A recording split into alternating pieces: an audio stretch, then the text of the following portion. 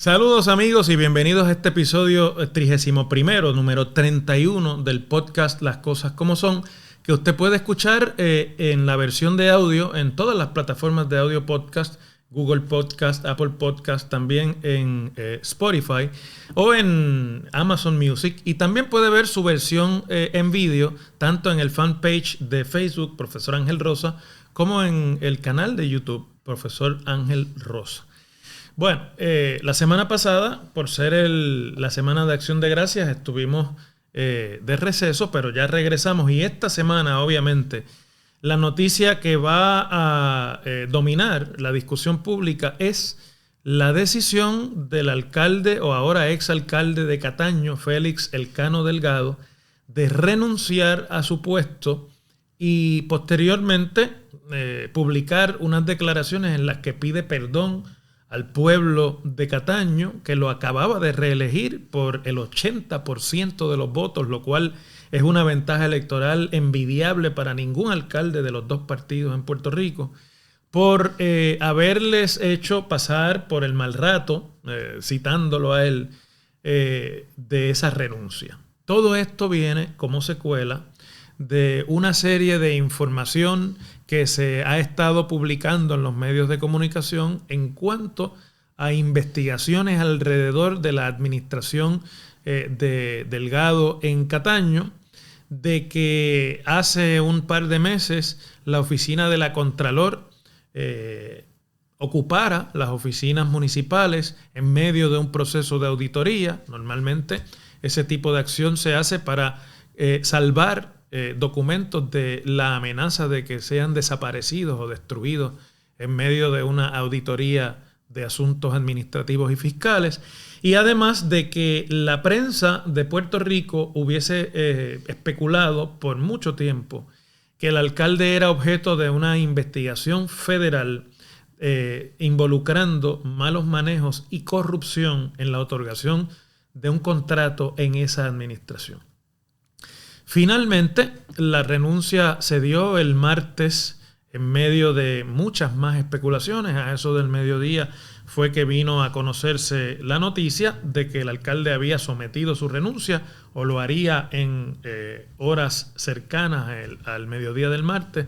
No vino a materializarse el hecho sino hasta la noche del martes, y en el medio hubo toda una discusión al interior del municipio de Cataño en términos de quién sería el sucesor de Delgado, porque la vicealcaldesa, que naturalmente le hubiese correspondido ocupar el puesto de alcaldesa interina, pues no es residente del municipio de Cataño y por lo tanto no podía ejercer la alcaldía, y entonces ahí se dio una especulación de si sería el administrador municipal. Finalmente se escogió al licenciado Gabriel Sicardó, que ha ocupado múltiples posiciones en ese municipio, pero que sobre todo es el hombre de confianza del hoy exalcalde, para que le sustituya interinamente. Y también me parece a mí que por las declaraciones que ha dado el secretario general del Partido Nuevo Progresista, al que pertenece el exalcalde, es la persona escogida por el PNP para que se haga cargo de la poltrona municipal por el resto del cuatrienio. En un segundito voy a explicar esto de cómo que es la persona escogida, si debe haber o si no debe haber una elección o cuál es el proceso. Lo voy a explicar en un minuto, pero no quiero apartarme en este momento de información relevante que ha estado surgiendo alrededor de esta renuncia. Al alcalde se le vincula con un empresario, simpatizante e inversionista político del Partido Nuevo Progresista de nombre Oscar Santamaría, de origen colombiano, pero que lleva en los círculos del PNP muchos años ya dando vueltas. Comenzó como asesor en la legislatura bajo la presidencia del fallecido también esta semana, el martes pasado, expresidente Edison Mil Aldarondo, por allá en los tiempos de Pedro Rosselló como gobernador.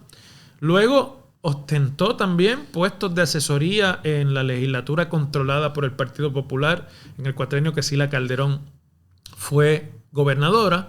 y después regresó a la Cámara de Representantes contratado por la hoy comisionada residente, entonces speaker Jennifer González, Y bueno, comenzó ahí a desplegar una actividad tanto de prestar servicios a agencias del gobierno, WIPR y otras agencias en la administración de Luis Fortuño, e igualmente a desarrollar una carrera como contratista gubernamental, especialmente dedicado al negocio del recogido de basura, que tiene una vinculación, por la naturaleza misma del servicio, con los gobiernos municipales. Oscar Santamaría, a quien se rumora es también tarjeta u objetivo de esta investigación federal que presuntamente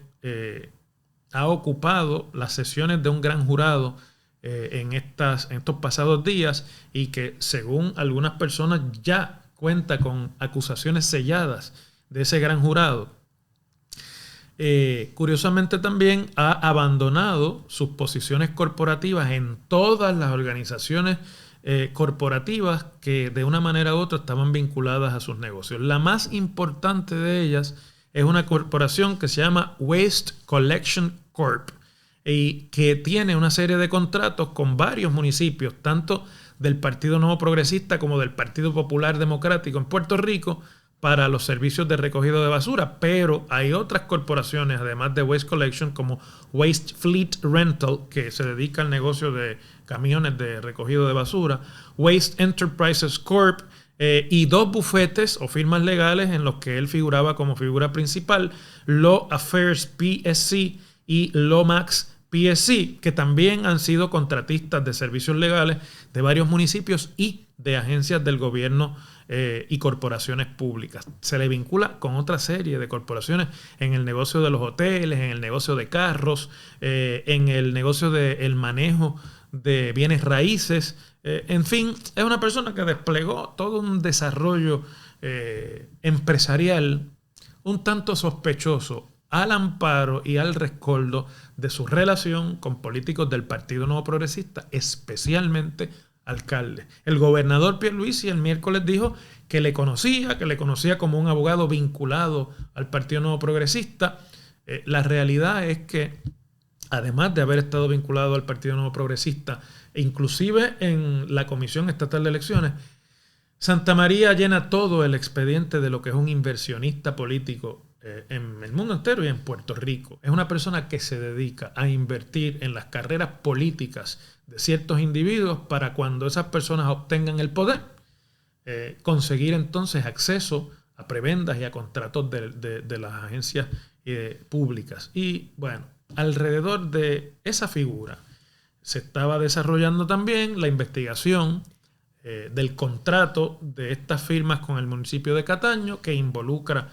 al hoy ex alcalde Delgado, pero hay otros alcaldes del Partido Nuevo Progresista que se mencionan también como posiblemente vinculados a esta investigación, que presuntamente estaría por producir acusaciones y arrestos en los próximos días. Entre ellos, Javier Carrasquillo, el exalcalde de Sidra, que hoy día es el asesor de asuntos municipales del gobernador Pedro Pierluisi en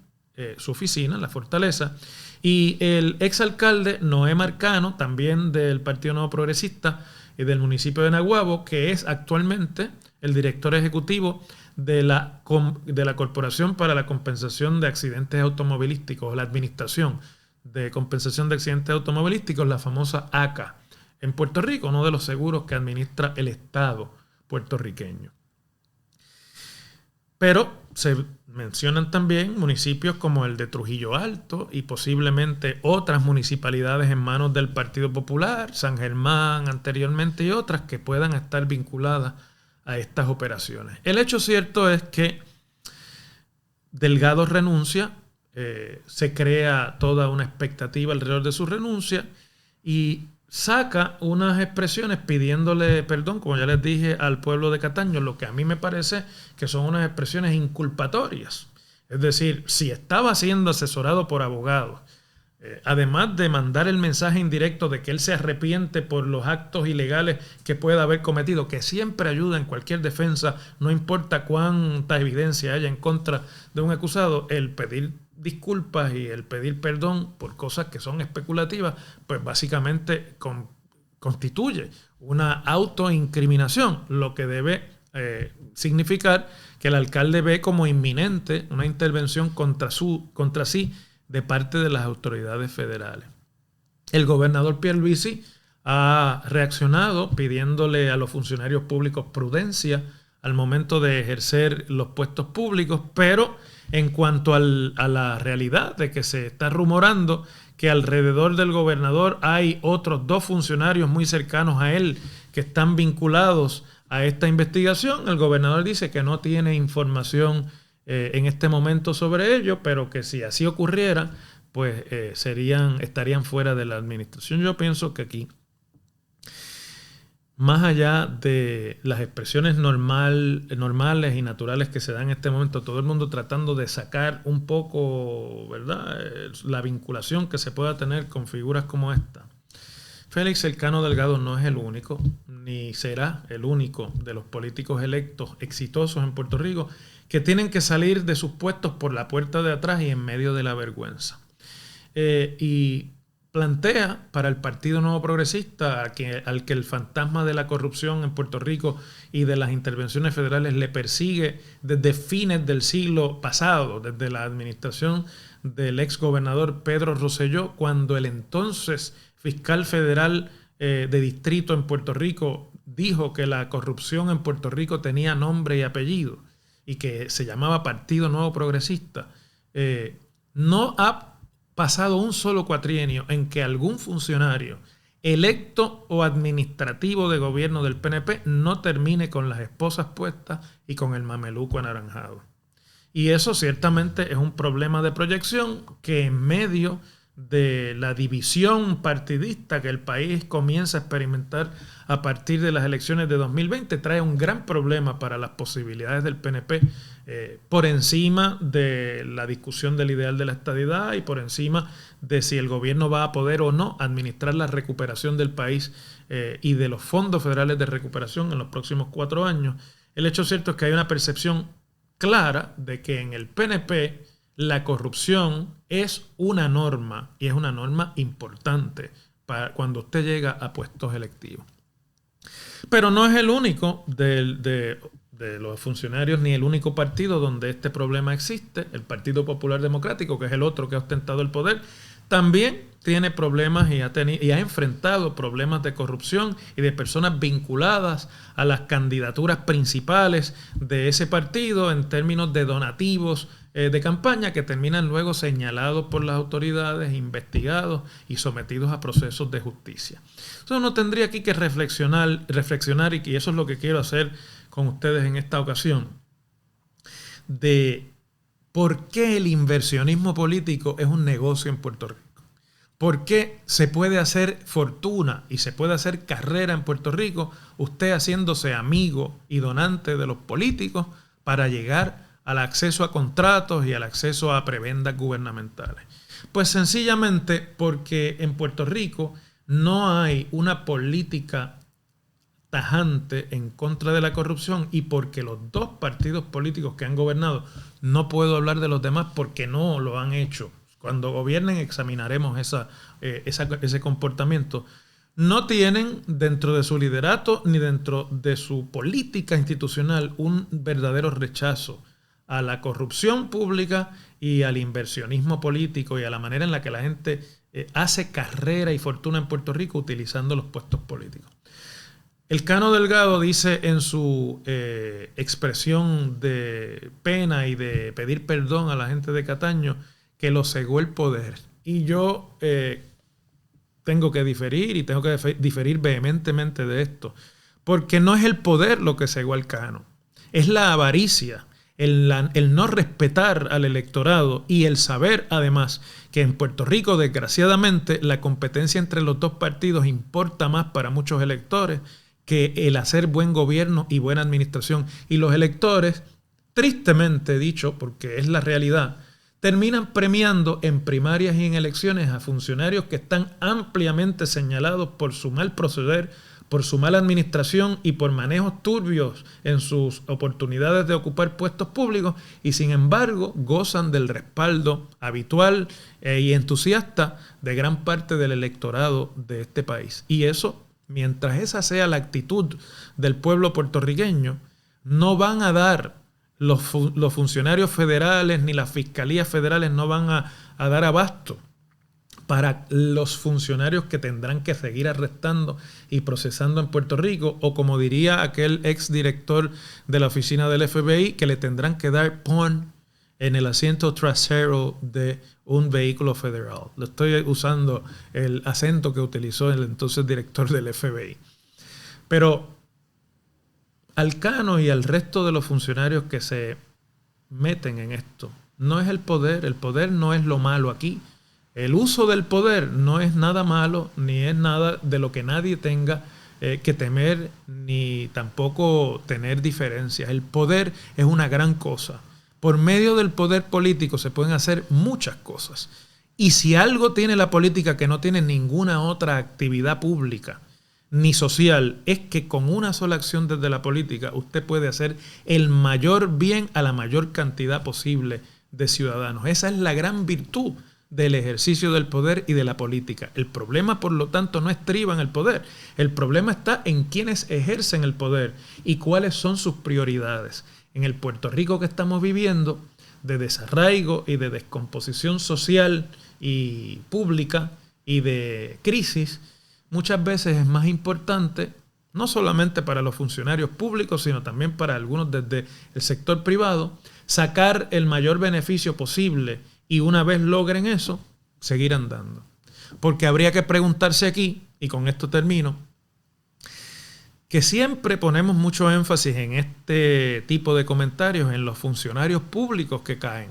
en las personas que son objeto de investigaciones por corrupción desde los puestos del gobierno. Pero cada uno de esos que cae en el marasmo de la corrupción, especialmente por la otorgación de contratos a cambio de que se les den beneficios a los funcionarios públicos por el contrato,